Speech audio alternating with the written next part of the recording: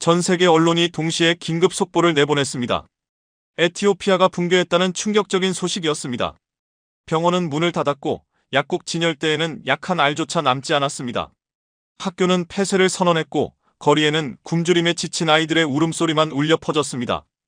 은행은 연달아 파산했고 도시 곳곳에서 폭동과 방화가 걷잡을 수 없이 번지고 있었습니다. 불과 한 달 만에 실업자는 1,000만 명을 넘어섰고 국가부도 위기가 현실처럼 다가왔습니다. 아프리카의 심장이라 불리던 나라가 한순간에 나락으로 떨어진 겁니다. 도대체 왜 이런 일이 벌어진 걸까요? 내전 때문이었을까요? 외세의 침략이었을까요? 아닙니다. 믿기 어렵겠지만 이 모든 비극의 출발점은 단 하나였습니다. 한국 기업 하나쯤 떠난다고 뭐가 달라지겠냐는 그 무모한 말, 그리고 그 말에 기대어 삼성전자를 비롯한 한국의 기술 인력이 떠난 바로 그 순간부터 모든 기반이 무너져 내린 것이었습니다. 도저히 현실이라고 믿기지 않지 않습니까? 단 하나의 기업이 철수했을 뿐인데 나라 전체가 무릎을 꿇게 된 겁니다. 지금부터 한국이 남긴 진짜 힘이 무엇이었는지, 그리고 우리가 얼마나 큰 것을 잃어버렸는지 뼈저리게 깨닫게 될 이야기를 들려드리겠습니다. 저는 라우라 슈트라우스입니다. 독일 출신 국제법 전문 기자로 15년 동안 아프리카 위기 지역을 취재해왔습니다. 수많은 붕괴와 배신을 봐왔지만 에티오피아에서 목격한 장면만큼 충격적이었던 적은 단 한 번도 없었습니다. 2024년 9월 15일 오전 9시 에티오피아 정부는 갑작스러운 발표를 내놓았습니다. 모든 한국 기업은 72시간 안에 전원 철수하라는 명령이었습니다. 표면적인 이유는 외세 개입을 더 이상 받아들일 수 없다는 것이었죠. 저는 그때 아디스아바바 정부 청사 안에서 이 발표를 직접 들었습니다. 정부 대변인의 목소리가 냉랭하게 울려 퍼질 때 저는 속으로 중얼거렸습니다. 또 시작되는군. 아프리카 정치에서 흔히 마주치는 충동적인 결정 말입니다. 그런데 이번에는 무언가 공기가 달랐습니다. 설명하기 어려운 묵직함이 주변을 짓누르고 있었고 그 분위기는 마치 폭풍이 몰아치기 직전의 비현실적인 정적과도 같았습니다. 발표 직후 거리에 나가보니 이미 자극적인 문구들이 벽면 곳곳을 뒤덮고 있었습니다. 한국은 우리를 착취했다. 삼성은 제국의 앞잡이다. 그런 내용들이었습니다. 너무 빨랐습니다. 마치 미리 준비된 각본처럼 말입니다. 글씨는 지나치게 정교했고 게시 위치 또한 전략적으로만 보였습니다. 저는 곧장 한국 대사관으로 향했습니다. 대사관 앞은 이미 수백 명의 시위대로 가득 차 있었습니다. 그들은 태극기를 짓밟고 삼성 로고가 찍힌 현수막을 불태우고 있었습니다. 시위대의 함성은 귀를 때릴 정도로 거칠었습니다. 한국은 꺼져라. 이 땅에서 나가라. 목청이 찢어질 듯한 외침은 거의 전쟁터 같은 광기를 자아냈습니다. 그런데 이상했습니다. 그들 중 상당수의 얼굴이 낯설었습니다.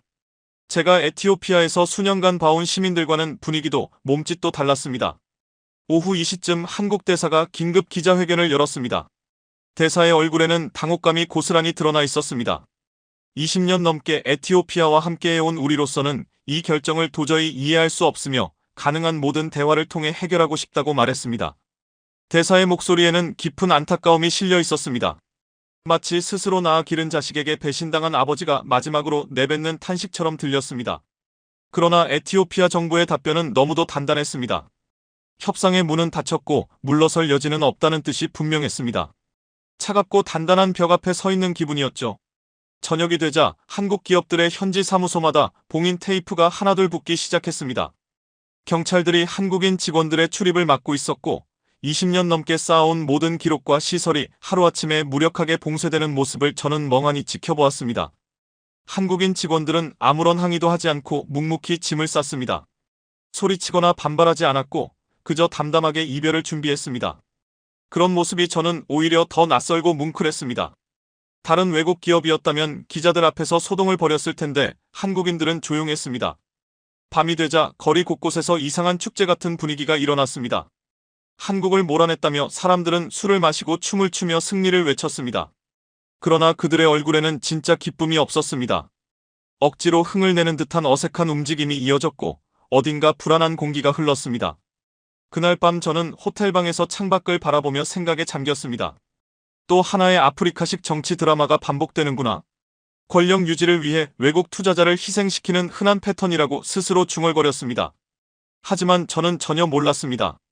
이번 사건이 그렇게 단순한 결말로 끝나지 않을 것이라는 사실을, 그리고 제 인생을 송두리째 뒤흔들 충격적인 진실이 기다리고 있다는 것을 말입니다. 이틀 후인 9월 17일, 에티오피아 노조연맹이 한국 기업들에게 공식 서한을 보냈습니다. 그 내용을 읽는 순간 저는 숨을 삼켰습니다. 첫 번째 요구는 모든 현지 직원 자녀를 한국 대학에 무상 유학 보내라는 것이었습니다. 학비는 물론이고 생활비, 항공료, 심지어 용돈까지도 한국 기업이 부담하라는 요구였습니다. 두 번째는 더 황당했습니다. 현지 직원들의 급여를 한국 본사 직원 수준으로 맞추라는 내용이었습니다. 에티오피아 평균 임금이 한국의 10분의 1에도 못 미치는데 하루아침에 10배를 올리라는 요구였던 겁니다. 세 번째 요구를 읽을 때 저는 말을 잃었습니다. 한국 기업이 운영하는 모든 병원과 학교를 즉시 국유화하되 운영비는 계속 한국이 부담하라는 것이었습니다. 소유권을 빼앗으면서 책임만 지라는 요구였죠. 네 번째도 기가 막혔습니다. 한국의 모든 기술을 무상으로 이전하고 에티오피아 정부가 원하면 언제든 추가 기술 지원을 하라는 내용이었습니다. 마지막 다섯 번째는 거의 코미디에 가까웠습니다.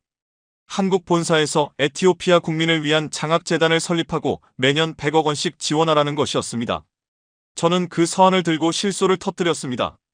이런 터무니없는 요구를 받아들일 기업이 어디 있으며 이건 협상이 아니라 강도와 다를 바 없다고 생각했습니다. 백주대낮에 돈을 내놓으라는 것과 무슨 차이가 있겠습니까? 그날 오후 한국 기업 대표단과의 비공개 회의가 열렸고 저는 국제법률 자문으로 참석했습니다. 회의실 분위기는 얼음장처럼 차가웠습니다. 에티오피아 측 인사들의 표정에는 노골적인 오만함이 가득했습니다. 마치 이미 승부가 끝난 경기라고 믿는 사람들처럼 자신만만했습니다. 그때 삼성 에티오피아 법인장인 김민수 대표가 차분한 목소리로 입을 열었습니다. 우리는 20년 동안 에티오피아와 함께 성장해왔다. 그러나 이런 요구는 받아들일 수 없다고 말했습니다. 그의 목소리에는 깊은 실망이 배어 있었습니다. 오래 알고 지낸 친구에게 등을 돌려지는 듯한 허탈함이 느껴졌습니다. 노조위원장 테스파이는 테이블을 세게 치며 소리쳤습니다. 그렇다면 떠나라. 우리는 더 이상 착취당하며 살 수 없다고 외쳤습니다. 그의 얼굴은 붉게 달아올랐고 손은 주먹을 굳게 쥐고 있었습니다. 그는 격앙된 목소리로 계속 외쳤습니다. 한국이 우리를 이용해 돈을 벌어왔으니 이제 그 대가를 치를 때라고. 지금 내놓으라는 것도 부족하다고 소리쳤습니다. 그 순간 저는 한국 대표단의 표정을 유심히 바라봤습니다. 거기에는 분노보다 더 깊은 감정, 슬픔이 담겨 있었습니다. 오랫동안 키워온 자식에게 배신당한 부모가 보일 법한 그런 표정이었습니다. 특히 김민수 대표의 눈빛은 잊히지 않습니다. 그 안에는 원망 대신 안타까움이 차올라 있었습니다. 에티오피아 재무장관이 나서서 말했습니다. 이것은 합리적 요구라며 한국이 에티오피아에서 얻은 이익을 생각하면 너무 당연한 조건이라고 주장했습니다. 하지만 김 대표의 대답은 모두를 멈칫하게 했습니다. 우리가 여기서 얻은 것은 이익이 아니라 가족이었다고, 돈으로 따질 수 없는 인연이었다고 말한 것입니다. 그 말을 들은 에티오피아 대표들은 비웃음을 터뜨렸습니다. 가족이라고 하다니 사업에서 가족이 어디 있냐며 비아냥 섞인 웃음을 흘렸습니다. 결국 회의는 완전히 결렬되었습니다. 양측 모두 물러설 생각이 없었고 분위기는 얼음장처럼 굳어 있었습니다. 그러나 표정은 극명하게 갈렸습니다. 에티오피아 측은 이미 자신들의 승리를 확신한 듯했고 한국 측은 깊은 상실감 속에 잠겨 있었습니다. 회의가 끝난 뒤 김 대표는 조용히 제게 다가와 말했습니다. 슈트라우스 기자, 우리는 진심으로 이 나라를 가족이라 생각했는데 말입니다. 그 말이 제 가슴에 묘하게 남았습니다. 정말일까? 아니면 단지 외교적인 문구일까 하는 의문이 스쳤습니다. 그날 저녁 에티오피아 정부는 기다렸다는 듯이 공식 발표를 내놓았습니다. 한국 기업들이 합리적 요구를 거부했으니 72시간 안에 완전 철수를 명령한다는 내용이었습니다. 발표는 더욱 공격적인 표현으로 가득했습니다. 한국 기업들이 에티오피아 국민을 무시해왔으며 더 이상 그런 오만을 용납하지 않겠다는 것이었습니다. 저는 발표를 보며 역시 예상했던 대로라고 생각했습니다. 처음부터 모든 것이 계획된 시나리오였던 것입니다. 그러나 이상한 점 하나가 있었습니다. 한국 기업 대표들의 반응이 제 예상과 전혀 달랐습니다. 누구도 화를 내지 않았고 협박도 하지 않았습니다. 그저 묵묵히 고개를 끄덕이며 알겠다고 말했습니다. 김민수 대표는 마지막에 이렇게 말했습니다. 우리는 에티오피아 국민들을 사랑했다. 그 마음만은 변하지 않을 것이라고 말이죠. 그때까지만 해도 저는 그것을 외교적 립서비스 정도로 여겼습니다. 하지만 곧 제가 완전히 틀렸다는 사실을 알게 되었습니다. 72시간 철수 명령이 내려진 후 저는 한국 기업들의 자료를 검토할 기회를 얻었습니다. 국제 기자로서 철수 과정의 법적 절차와 영향을 살펴봐야 했기 때문입니다. 그러나 그 파일들을 펼쳐보는 순간 저는 전혀 다른 진실과 마주하게 되었습니다. 현대희망병원의 운영 기록부터 살펴보았습니다. 그 가운데 한 항목이 제 눈을 멈추게 했습니다. 2009년부터 15년 동안 이 병원에서 진행된 무료 심장 수술이 무려 3만 4천 건이었습니다. 놀라운 사실은 그 모든 비용을 삼성전자를 비롯한 한국 기업들이 부담했다는 점이었습니다. 심장 수술 한 건의 평균 비용이 5,000달러였으니 총액은 거의 1억 7천만 달러에 달했습니다. 이는 단순한 사업 투자 규모를 한참 뛰어넘는 숫자였습니다. 더 놀라운 건 기록의 정교함이었습니다. 환자 한 명 한 명의 이름과 나이, 수술 방식, 회복 경과까지 꼼꼼하게 기록되어 있었습니다. 마치 자신의 가족을 돌보듯 정성스러웠습니다. 특히 눈에 띈 건 장기 추적 관리였습니다. 수술 후 환자들의 회복 상태를 10년 넘게 꾸준히 모니터링한 기록이 빼곡했습니다. 한 할머니의 서류를 보니 수술 후 10년 동안 매년 무료 검진을 받았고 필요한 약값까지 삼성의 지원을 통해 해결되었다고 적혀 있었습니다. 더 놀라운 건 직원들이 생일마다 케이크를 들고 찾아갔다는 기록까지 남아 있었다는 점이었습니다. 기술학교 운영 기록도 마찬가지였습니다. 해마다 3,000명이 넘는 에티오피아 청년들이 한국식 기술 교육을 받았습니다. 졸업생들의 취업률은 98%였고 평균 임금은 에티오피아의 일반 임금보다 3배나 높았습니다. 그러나 가장 인상적이었던 건 교육의 내용이었습니다. 단순히 기술만 가르친 것이 아니라 성실과 정직, 배려 같은 한국의 정신적 가치들을 교육과정에 포함시켰습니다. 졸업식 때마다 태극기 앞에서 정직하게 살겠다고 맹세하는 의식도 치러졌습니다. 졸업 후 관리도 철저했습니다. 졸업한 지 10년이 지난 학생들까지 취업 상황과 생활 상태를 계속 살피고 어려움이 생기면 돕겠다는 원칙을 지켰습니다.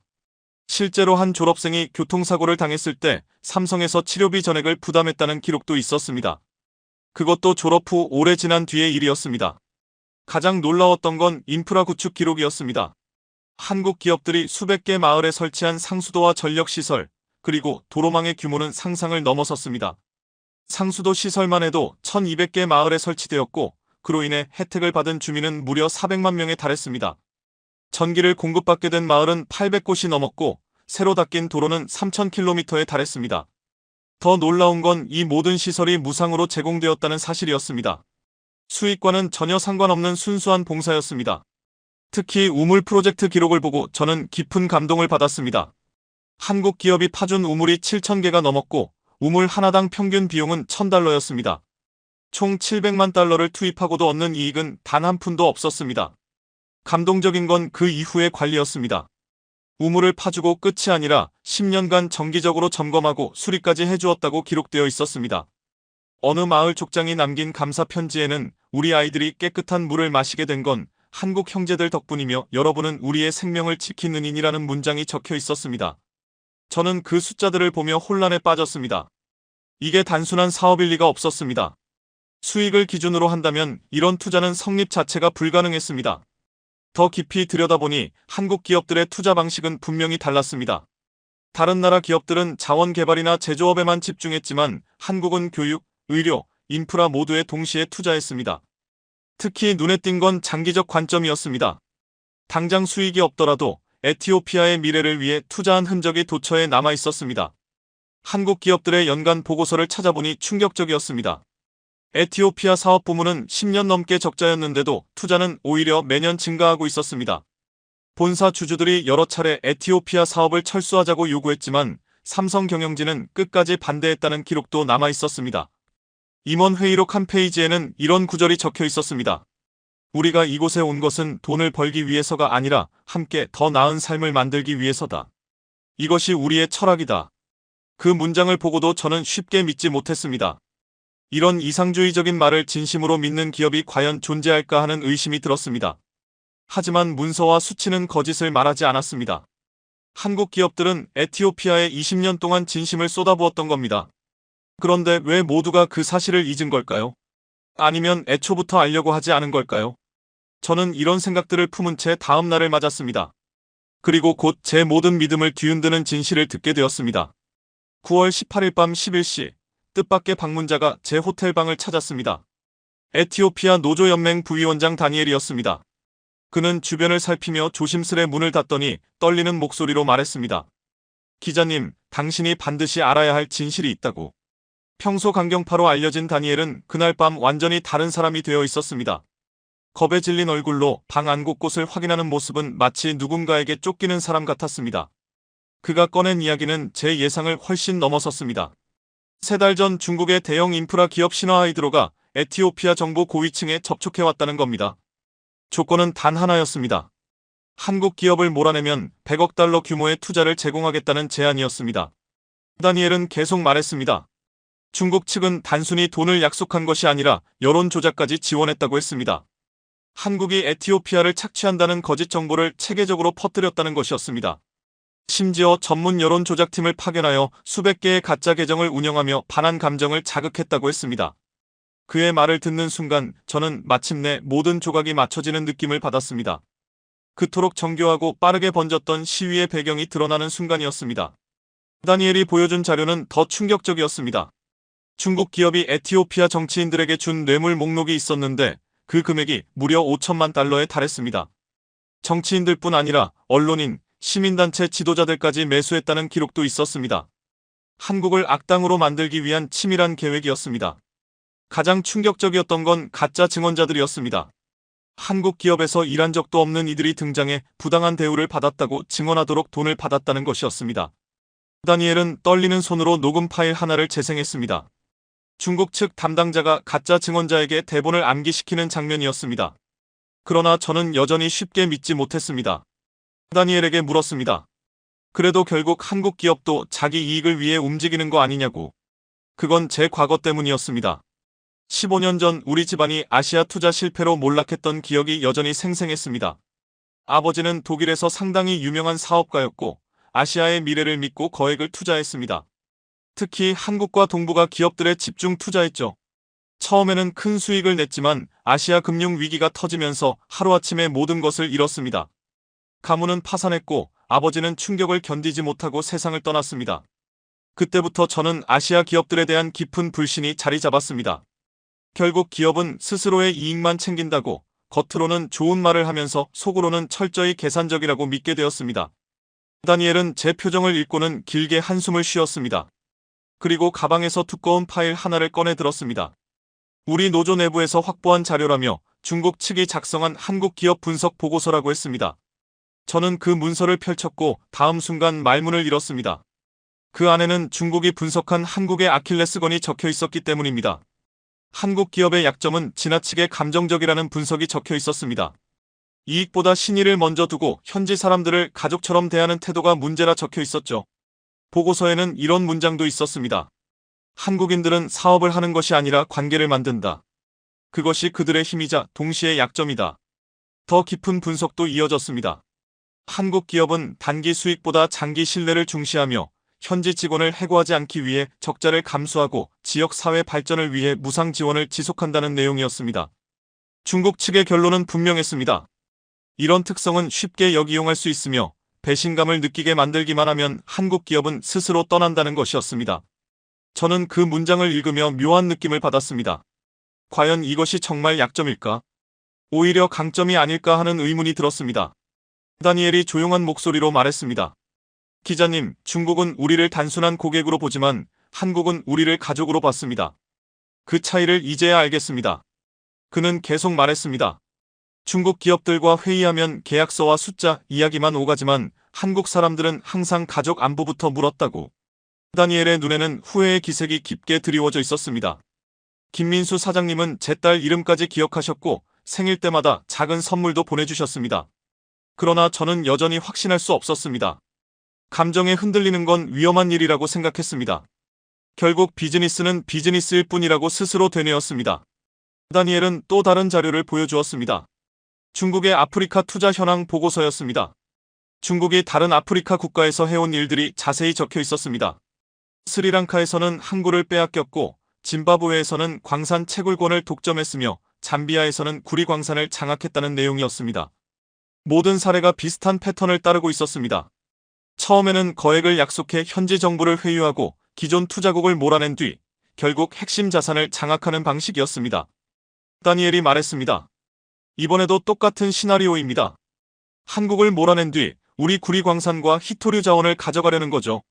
저는 그제야 전체 그림이 보이기 시작했습니다. 이것은 단순한 경쟁이 아니라 정교하게 짜인 침탈이었습니다. 다니엘은 마지막으로 가장 충격적인 문서를 보여주었습니다. 중국이 에티오피아 정부에 제시한 최종 조건이었습니다. 한국을 완전히 축출한 뒤 에티오피아의 모든 광물 자원에 대해 50년간 독점 채굴권을 달라는 요구였습니다. 대가로 100억 달러를 투자하겠다 했지만 자세히 보면 함정투성이었습니다. 투자금은 모두 중국 기업이 시공하는 조건이었고 노동자도 중국에서 데려오는 방식이었습니다. 기술 이전은 전혀 없었고 결과적으로 100억 달러는 다시 중국으로 돌아가는 구조였습니다. 에티오피아는 빚만 떠안게 되는 셈이었죠. 다니엘은 깊게 한숨을 쉬며 말했습니다. 우리가 얼마나 어리석었는지 이제야 깨달았습니다.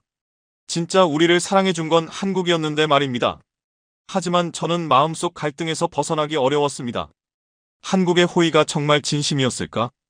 혹시 잘 포장된 비즈니스는 아니었을까 하는 의문이 날 괴롭혔습니다. 다니엘은 마지막으로 말했습니다. 내일이면 모든 게 끝납니다. 그때 당신은 진실을 보게 될 겁니다. 한국 사람들이 우리를 어떻게 생각했는지 알게 될 거예요. 그날 밤 저는 쉽게 잠들 수 없었습니다. 복잡한 생각들이 머릿속을 떠다녔습니다. 과연 무엇이 진실일까? 한국의 진짜 얼굴은 무엇일까? 창밖으로 보이는 에티오피아의 어두운 야경을 바라보며 저는 곧 모든 진실이 드러날 것이라고 생각했습니다. 그리고 저는 그날 이후 평생 잊지 못할 장면을 보게 되었습니다. 9월 19일 오전 6시, 마침내 한국 기업들의 72시간 철수 작전이 시작되었습니다. 저는 가장 먼저 현대희망병원을 찾았습니다. 그곳에서 본 장면은 제 생애 가장 잊을 수 없는 순간이었습니다. 수술실에서는 마지막 심장 수술이 진행되고 있었던 것입니다. 10살 소녀 세라의 마지막 수술이 진행되고 있었습니다. 한국인 의사 박준호는 떠나기 직전에도 끝까지 최선을 다하고 있었습니다. 박 의사의 손끝은 여전히 정확했고 한치의 흔들림도 없이 세밀하게 움직였습니다. 이곳에서의 마지막 수술이라는 사실을 알고 있으면서도 단 한 번의 실수조차 허락하지 않는 모습이었습니다. 수술이 끝나고 세라가 천천히 눈을 뜨는 순간 박 의사의 눈에서는 소리 없이 눈물이 흘러내렸습니다. 그는 세라에게 조용히 말했습니다. 건강하게 지내라. 한국에서 언제나 너를 응원하고 있을 거라고. 세라는 작은 손으로 박 의사의 손을 꼭 잡으며 물었습니다. 선생님, 저 언제 다시 선생님을 볼 수 있어요? 박 의사는 대답하지 못했습니다. 그저 세라의 머리를 쓰다듬으며 울음을 가까스로 참았습니다. 병원 로비에는 이미 수백 명의 환자와 가족들이 몰려와 있었습니다. 그들은 떠나는 한국 의료진에게 마지막 인사를 전하려고 새벽부터 줄을 서 있었습니다. 한 할머니가 박 의사의 손을 붙잡고 흐느꼈습니다. 선생님 덕분에 내 손자가 살았다고, 당신을 평생 잊지 않겠다고 말했습니다. 그녀는 주머니에서 구겨진 사진 한 장을 꺼냈습니다. 손자가 건강하게 자라 웃고 있는 모습이 담긴 사진이었습니다. 이것만은 꼭 가져가 달라며 두 손으로 내밀었습니다. 박 의사는 그 사진을 받으며 조용히 약속했습니다. 한국에서도 늘 그 아이를 위해 기도하겠다고요. 저는 그 장면을 보며 가슴 깊은 곳이 찌릿하게 울렸습니다. 이것이 정말 단순한 비즈니스 관계였을까? 그들이 떠나며 보여준 진심을 보며 저는 스스로에게 질문했습니다. 오후에는 한국기술학교를 찾았습니다. 그곳에서는 갑작스럽게 마련된 긴급 졸업식이 열리고 있었습니다. 수천 명의 학생들이 강당을 가득 메우고 있었고 모두 눈가가 빨갛게 부어 있었습니다. 졸업생 대표로 나선 23살의 요한네스가 마이크를 잡았습니다. 그는 떨리는 목소리로 말했습니다. 한국 선생님들이 가르쳐준 건 단순한 기술이 아니었다고, 성실함과 책임감, 그리고 서로를 배려하는 마음이었다고. 요한네스는 말을 이었습니다. 우리는 태극기 앞에서 한국어로 맹세했다고, 정직하게 살겠다고, 열심히 일하겠다고. 그 순간 수천 명의 졸업생들이 일제히 자리에서 일어나 태극기에 경례를 했습니다. 강당은 진지한 침묵으로 가득 찼습니다. 한국인 교장 선생님이 마지막 인사를 전했습니다. 여러분은 한국의 자랑이자 희망이라고, 어디서 무엇을 하든 한국인의 마음을 잊지 말라고 당부했습니다. 그 말이 끝나자 졸업생들이 한국어로 합창을 시작했습니다. 애국가였습니다. 발음은 서툴렀지만 마음만은 완벽하게 진심이었습니다. 동해물과 백두산이 마르고 닳도록 그 노래가 울려 퍼지는 순간 저는 온몸에 전율이 흘렀습니다. 이들에게 한국은 단순히 기술을 가르친 나라가 아니라 마음의 고향이었던 것입니다. 저녁 무렵 저는 현대자동차 에티오피아 공장으로 향했습니다. 생산 라인에서는 마지막 차량이 천천히 조립되고 있었습니다. 공장 앞에는 2만 명에 달하는 현지 노동자들이 모여 있었습니다. 모두 손에 태극기를 들고 있었습니다. 공장장 이성민은 마지막 인사말을 전했습니다. 여러분과 함께한 20해가 내 인생 최고의 시간이었고 여러분은 내겐 가족 그 이상이었다고 말했습니다. 그의 목소리에는 진심이 가득했고 마치 정말 가족과 작별하는 것 같은 울림이 있었습니다. 한 노동자가 앞으로 나와 말했습니다. 사장님 덕분에 제 아이들이 대학에 갈 수 있었다고. 사장님은 우리의 아버지 같은 분이었다고. 그 순간 노동자들이 일제히 손에 든 태극기를 흔들기 시작했습니다. 애국가 선율이 울려 퍼졌습니다. 놀랍게도 그들이 부르는 노래는 에티오피아 국가가 아니라 한국의 애국가였습니다.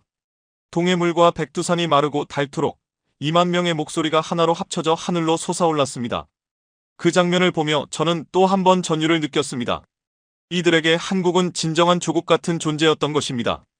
마지막 차량이 생산 라인에서 빠져나오는 순간 공장 전체가 깊은 정적에 잠겼습니다. 20해 동안 쉬지 않고 돌아가던 기계가 멈춘 것이었습니다. 그리고 노동자들은 일제히 울음을 터뜨렸습니다. 남녀노소를 가리지 않고 모두가 눈물을 쏟았습니다. 한 노인은 기계에 이마를 대고 흐느꼈습니다. 20해를 함께해 온 동반자와 이별하는 심정이었겠죠. 공장장은 직원들 한 명 한 명과 손을 잡으며 작별을 고했고 그의 눈에도 눈물이 고여 있었습니다. 저는 그 장면을 보며 가슴 깊은 곳에서 설명할 수 없는 무언가가 꿈틀대는 것을 느꼈습니다. 이것은 단순한 이별이 아니라 생의 한 조각을 떼어내는 것 같은 상실감이었습니다. 밤이 되자 한국인들을 태운 마지막 비행기가 활주로 위를 천천히 달려 이륙했습니다. 공항에는 수만 명의 에티오피아 시민들이 몰려와 있었습니다. 모두 손에 태극기를 들고 한국어로 안녕히 가세요라고 외치고 있었습니다. 비행기가 점점 멀어져 보이지 않게 될 때까지 사람들은 자리를 떠나지 않았습니다. 관제탑에서 내려다본 풍경은 그야말로 장관이었습니다. 활주로의 양쪽으로 수많은 촛불이 켜져 있었고 사람들은 한국의 애국가를 부르며 마지막 배웅을 하고 있었습니다. 한국인 승무원들 또한 울고 있었습니다. 창문 아래로 끝없이 흔들리는 태극기와 사람들의 얼굴을 보며 감정을 억누르지 못한 듯 했습니다. 비행기가 하늘로 떠오르는 순간 지상에서는 더 큰 울음과 함성이 터져나왔습니다. 안녕히 가세요. 사랑해요. 다시 돌아와 주세요. 이런 외침들이 밤하늘을 가득 메웠습니다. 그 순간 저는 깨달았습니다. 한국이 에티오피아에 남긴 것은 돈도 기술도 아닌 사랑이었다는 사실을. 진짜 사랑은 받는 사람도 모르는 사이 깊숙이 스며들고 잃고 나서야 그 가치를 깨닫게 되는 법이라는 생각이 들었습니다. 하지만 이것은 시작에 불과했습니다. 진짜 충격은 한국이 떠난 뒤에야 모습을 드러냈습니다. 한국이 떠난 지 나흘째 되던 날 에티오피아의 재앙이 시작되었습니다. 9월 22일 오전 현대희망병원이 문을 닫았습니다. 한국 의료진이 떠난 뒤로 정상적인 운영이 불가능해진 것입니다. 당장 수술을 받아야 하는 환자만 300명이 넘었지만 갈 곳이 없었습니다. 에티오피아 의료진만으로는 고난도 수술을 수행하기 어려웠습니다. 특히 심장 수술은 전면 중단되었습니다. 심장 수술을 할 수 있는 의사는 전국에 단 2명뿐이었고 그 2명조차 한국에서 교육받은 사람들이었습니다. 저는 병원 앞에서 절규하는 가족들을 봤습니다. 8살 딸의 심장 수술을 기대하던 아버지가 무릎을 꿇고 울부짖었습니다. 제발 우리 아이만은 살려달라고. 그 절망스러운 얼굴이 지금도 눈에 선합니다. 마지막 희망이 끊어졌다는 것을 느낀 사람의 표정이었습니다. 오후가 되자 더 큰 충격이 찾아왔습니다. 한국이 공급하던 의약품 재고가 바닥나기 시작했습니다. 에티오피아 전체 의약품의 60%를 한국이 무상으로 제공해왔는데 이 공급이 하루아침에 완전히 멈춘 것입니다. 대체 공급원을 찾기에는 시간이 너무 부족했습니다. 당뇨병 환자들의 인슐린이 끊어지고 고혈압 환자들은 약을 구할 수 없었습니다. 항생제도 진통제도 모두 부족해졌습니다. 아디스아바바 중앙병원 응급실은 순식간에 아수라장이 되었습니다. 약이 없어 치료를 받지 못하는 환자들이 몰려들었고 한 당뇨 환자는 인슐린 부족으로 혼수 상태에 빠졌습니다. 의사들은 아무것도 해줄 수 없었습니다. 그 장면을 보며 저는 충격에서 벗어날 수 없었습니다. 한국의 의료 지원이 이토록 절대적이었다는 사실을 그동안 아무도 제대로 알지 못했던 것입니다. 일주일이 지나자 농촌 지역의 상황은 훨씬 더 심각해졌습니다. 한국이 설치한 상수도 시설들이 하나둘씩 고장나기 시작했습니다. 고칠 기술자도 부품도 없었습니다. 다시 400만 명의 사람들이 오염된 물을 마셔야 했습니다. 특히 어린아이들이 먼저 쓰러졌습니다. 설사와 탈수 증세로 응급실로 실려오는 아이들은 하루에 수백 명까지 늘어났습니다. 제가 방문한 한 마을에서는 5살 소녀가 물을 찾으려 10km를 걸어가다가 길가에 쓰러져 있었습니다. 너무 안타까운 장면이었습니다. 그 마을 족장은 저에게 말했습니다. 한국 형제들이 있을 때는 수도꼭지만 돌리면 깨끗한 물이 나왔는데 이제는 아이들이 죽어가고 있다고. 전력 상황도 마찬가지로 악화되었습니다. 한국이 건설한 발전소와 송전망이 하나둘씩 마비되기 시작했습니다. 에티오피아 기술자들이 감당하기에는 시설이 너무 복잡했던 것입니다. 정전은 일상이 되었고 밤이면 도시 전체가 칠흑 같은 어둠에 잠겼습니다. 공장들은 줄줄이 멈춰섰고 학교도 정상적인 수업을 진행할 수 없었습니다. 병원들은 정전으로 응급 환자를 제대로 치료하지 못했습니다. 발전기도 몇 대 없었고 있을 리 없는 연료마저 부족했습니다. 그러나 가장 충격적인 건 경제 지표였습니다. 한국 기업이 떠난 지 불과 2주 만에 에티오피아 통화 가치가 30%나 떨어졌습니다. 외국인 투자자들이 에티오피아를 불안정한 국가로 보기 시작한 것입니다. 자본이 걷잡을 수 없이 빠져나갔고 주식시장은 연일 폭락했습니다. 한국과 관련된 기업들의 주가는 순식간에 절반 이하로 떨어졌습니다. 실업률은 하늘로 치솟았습니다. 삼성협력공장에서 일하던 10만 명뿐 아니라 그 주변 산업에서 생계를 유지하던 50만 명이 동시에 일자리를 잃었습니다. 거리마다 일거리를 구하려는 사람들로 가득했고 절망감에 젖은 청년들의 얼굴이 잊히지 않았습니다. 한 청년이 제게 말했습니다. 한국 공장에서 일할 때는 미래가 있다고 믿었는데 이제는 내일이 너무 두렵다고. 한 달이 지나자 정부도 결국 손을 들었습니다. 외환 보유고가 바닥났기 때문이었습니다. 삼성 자본을 비롯한 한국의 투자가 빠져나가자 국가 재정은 무너져 내렸습니다. 에티오피아 정부는 긴급대책회의를 열었지만 해결책은 없었습니다. 한국을 대신할 투자국도 없었고 중국이 약속한 100억 달러는 여전히 그림자도 보이지 않았습니다. 결국 에티오피아는 국제통화기금에 긴급구제금융을 신청했습니다. 하지만 조건은 잔혹했습니다. 긴축 정책이 시작되자 국민들의 삶은 더더욱 힘들어졌습니다. 공무원 급여가 30%나 삭감됐고 연금도 동결됐습니다. 교육 예산과 복지 예산마저 크게 줄었습니다. 국민들의 분노가 폭발했고 시위가 매일 이어졌습니다. 그러나 정부가 할 수 있는 것은 거의 없었습니다. 저는 그 모든 과정을 지켜보면서 충격에서 벗어나지 못했습니다. 한국 기업 하나가 떠났을 뿐인데 나라 전체가 이렇게까지 무너질 수 있다니. 무엇보다 가슴 아팠던 것은 아이들이었습니다. 학교에 가지 못하게 된 아이들이 거리에서 구걸하고 있었고 삼성 지원으로 운영되던 급식소가 문을 닫자 하루 한 끼조차 먹지 못하는 아이들이 수만 명에 달했습니다. 영양실조로 쓰러지는 아이들을 보며 저는 깨달았습니다. 한국이 에티오피아에 준 것은 단순한 돈이나 기술이 아니었다는 것을. 그것은 희망이었고 미래였고 꿈이었습니다. 그리고 그 모든 것이 한국이 떠나는 순간 함께 사라진 것이었습니다. 저는 그때 알았습니다. 지금 제가 보고 있는 이 몰락은 과거에 보던 아프리카의 붕괴와는 완전히 다르다는 것을. 보통은 부패한 독재나 끝없는 내전 때문에 나라가 무너지지만 이번에는 한국이라는 희망이 사라진 뒤에 시작된 붕괴였습니다. 이것은 단순한 경제적 타격이 아니었습니다. 정신적 문화적 충격이었습니다. 에티오피아 사람들이 마음속에 품고 있던 미래에 대한 비전과 꿈이 한국과 함께 떠난 것이었습니다. 거리에서 만난 한 청년이 말했습니다. 한국이 있을 때는 내일이 오늘보다 나을 거라고 믿었는데 이제는 절망밖에 보이지 않는다고. 그 말은 제 가슴을 무겁게 짓눌렀습니다. 한국이 이 나라에 남긴 것이 돈이나 기술보다 훨씬 큰 의미였다는 사실을 새삼 깨달았습니다. 10월 10일 한국이 떠난 지 정확히 3주째 되던 날 아침이었습니다. 도저히 상상할 수 없는 장면이 펼쳐졌습니다. 수만 명의 에티오피아 시민들이 아디스아바바 한국 대사관 앞에 모여들기 시작했습니다. 처음에는 또 다른 시위가 시작되는 줄 알았습니다. 그러나 가까이 다가가자 완전히 다른 분위기였습니다. 사람들이 하나 둘씩 무릎을 꿇기 시작한 것입니다. 오전 10시쯤 가장 먼저 무릎을 꿇은 사람은 80살의 한 할아버지였습니다. 그는 한국 국기를 품에 안고 대사관을 향해 깊은 절로 고개를 숙였습니다. 할아버지의 주름진 손에는 낡은 사진 한 장이 들려 있었습니다. 손자가 한국 의료진에게 수술받던 모습이 담긴 사진이었습니다. 저는 그분에게 다가가 조심스레 이유를 물었습니다. 할아버지는 눈물을 흘리며 말했습니다. 내 손자가 한국 병원에서 심장 수술을 받고 살아났는데 우리가 그분들을 쫓아냈다고. 죄송하다고, 정말 죄송하다고. 그의 목소리에는 진심 어린 후회와 자책이 묻어 있었습니다. 마치 은인을 배신한 죄책감이 온몸을 짓누르고 있는 듯 했습니다. 할아버지의 무릎 꿇은 모습을 본 사람들이 하나둘 따라 하기 시작했습니다. 10명, 100명, 1000명으로 늘어나더니 결국 광장 전체가 무릎 꿇은 사람들로 가득 찼습니다. 정오가 되었을 때 무릎을 꿇은 사람의 수는 5만 명을 넘었습니다.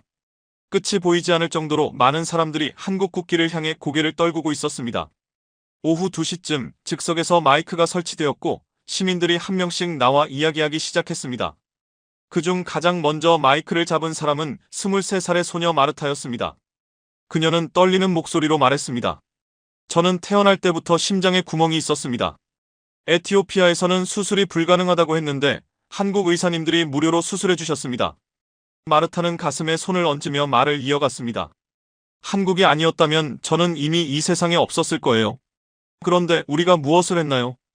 은인을 배신했습니다. 우리 생명을 살려준 사람들을 쫓아냈습니다. 그녀의 말이 끝나자 광장은 울음바다로 변했습니다. 5만 명이 동시에 흐느끼는 소리가 하늘을 뒤덮었습니다. 다음으로 마이크를 잡은 사람은 기술학교 졸업생 요나스였습니다. 그는 한국 기업에서 10년 동안 일해왔다고 했습니다. 한국 사장님들은 저를 아들처럼 대해주셨습니다. 추석 때마다 한국 음식을 나눠주셨고 제가 결혼할 때는 직접 축의금도 주셨습니다. 요나스의 목소리는 떨리고 있었습니다. 그분들에게 우리는 직원이 아니라 진짜 가족이었습니다. 제 아이가 아플 때 병원비도 대신 내주셨고 저를 아버지처럼 걱정해 주셨습니다. 그런데 우리는 그 가족을 배신했습니다. 요나스는 무릎을 꿇고 외쳤습니다. 김민수 사장님, 정말 죄송합니다. 우리가 너무 어리석었습니다. 세 번째로 나온 사람은 현대자동차 공장에서 20년을 일해온 한 중년 남성이었습니다. 눈이 심하게 붓도록 울었던 흔적이 있었습니다.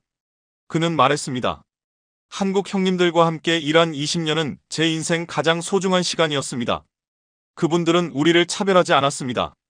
똑같은 밥을 먹고 똑같이 땀을 흘렸고 같은 꿈을 꾸었습니다. 그는 가슴을 주먹으로 치며 외쳤습니다.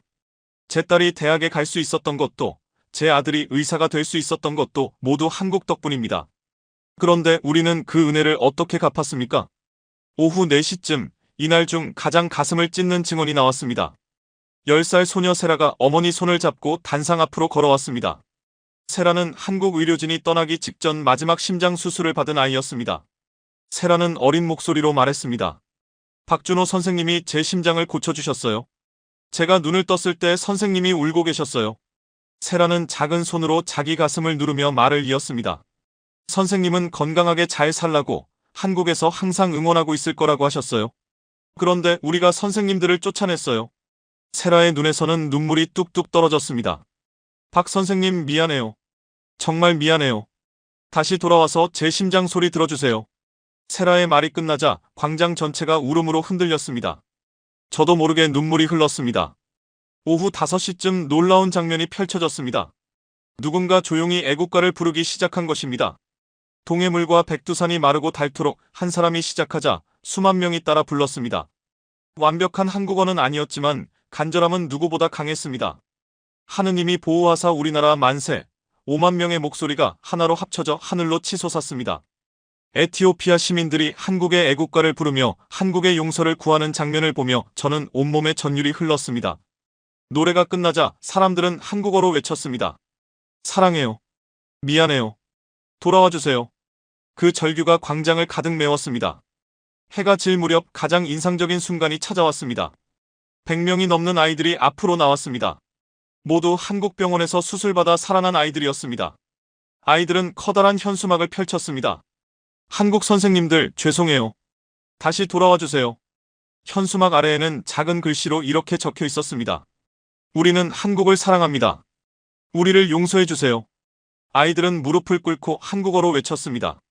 고마워요. 사랑해요. 미안해요. 그 모습을 보며 저는 충격을 넘어 삶 전체가 흔들리는 감정을 느꼈습니다. 평생 어느 정도 거리를 두고 바라봤던 한국이라는 나라에 대한 제 인식이 완전히 뒤집혔습니다. 한국은 정말로 세상을 바꾸고 있었던 것입니다. 돈이나 기술이 아니라 사랑으로 말입니다. 밤이 되자 더 많은 사람들이 광장으로 몰려들었습니다. 전국 각지에서 사람들이 달려온 것이었습니다. 광장에는 10만 명이 넘는 시민들이 촛불을 들고 모여 무릎을 꿇고 있었습니다. 모두가 조용히 기도하고 있었습니다. 자정을 넘어도 그 자리를 떠나는 사람은 없었습니다. 한국이 용서해줄 때까지 그곳에 있겠다고 결심한 듯 했습니다. 한 노인이 제게 다가와 말했습니다. 우리가 저지른 죄는 어쩌면 용서받지 못할지도 모른다고. 그래도 끝까지 함께하겠다고 말했습니다. 새벽이 되자 정부의 고위 관료들까지 광장에 나타났습니다. 그들도 무릎을 꿇고 고개를 깊이 숙였습니다. 마침내 에티오피아 대통령도 모습을 드러내 공식 사과를 전했습니다. 한국을 배신한 일을 용서해달라고, 다시 한번 기회를 달라고 간절히 호소했습니다. 저는 그날 밤 호텔로 돌아오며 스스로에게 물었습니다. 나는 도대체 지금까지 무엇을 보고 살아왔던 걸까?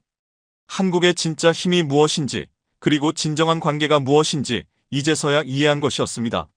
그로부터 사흘 후인 10월 14일, 에티오피아 정부는 전격적인 발표를 했습니다. 한국 기업들에게 무조건적인 복귀를 요청하는 내용이었습니다. 그것도 에티오피아가 완전히 굴복하는 조건으로 말입니다. 조건들은 상상 이상이었습니다.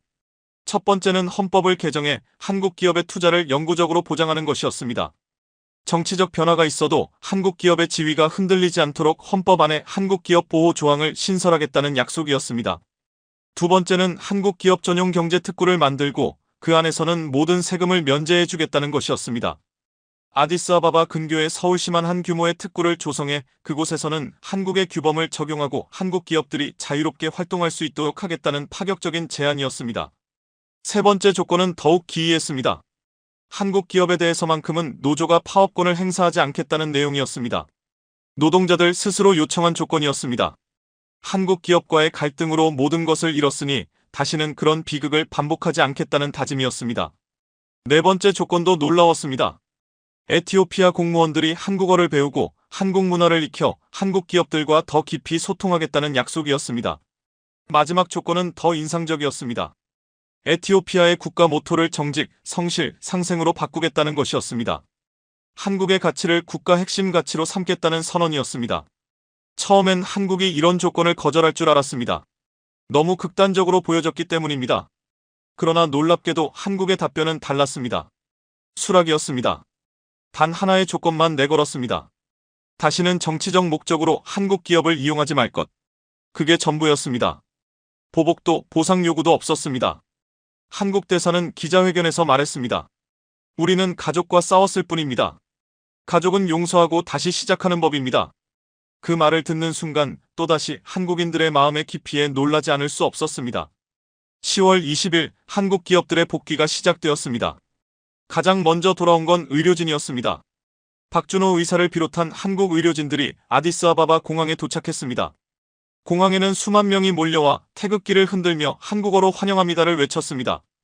박 의사가 로비에 들어서자 환호가 터져나왔습니다. 그런데 박 의사의 첫 마디는 더욱 인상적이었습니다. 우리는 복수하러 온 것이 아닙니다.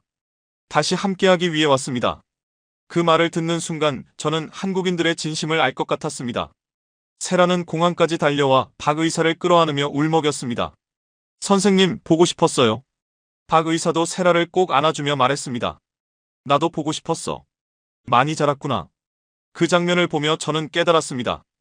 이것이야말로 진정한 가족의 모습이라는 것을. 병원 복귀 첫날 가장 먼저 검진을 받은 환자는 세라였습니다. 박 의사는 세라의 심장 소리를 듣고 환하게 웃었습니다. 완벽하다고, 정말 건강하게 자랐다고 말했습니다. 세라는 조심스럽게 물었습니다. 선생님, 우리를 미워하지 않으세요? 박 의사는 세라의 머리를 쓰다듬으며 말했습니다. 가족을 어떻게 미워하겠니? 저는 그 대화를 들으며 또다시 감동했습니다. 공장들도 하나둘씩 가동을 재개했습니다. 현대자동차 공장에서는 복귀 첫날 특별한 행사가 열렸습니다. 2만 명의 직원들이 태극기와 에티오피아 국기를 함께 들고 한국의 애국가와 에티오피아 국가를 연달아 불렀습니다. 공장장 이성민이 마이크를 잡고 말했습니다. 여러분은 제게 세상에서 가장 소중한 가족입니다. 이제 다시 함께 꿈을 만들어 갑시다. 그의 말이 끝나자 공장은 환호성으로 뒤덮였습니다. 첫 번째로 생산된 차량에는 특별한 문구가 새겨져 있었습니다. 다시 함께하는 한국과 에티오피아의 우정이라는 메시지였습니다.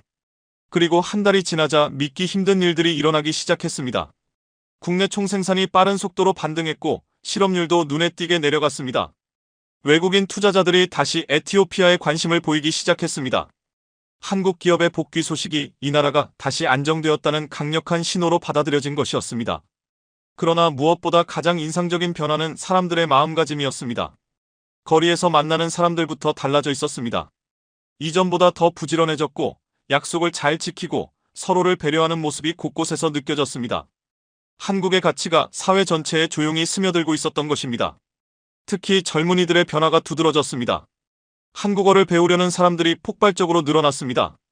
물론 한국 드라마와 K-팝도 여전히 인기였지만 그보다 한국식 일하는 방식, 생활 철학을 배우려는 열망이 컸습니다.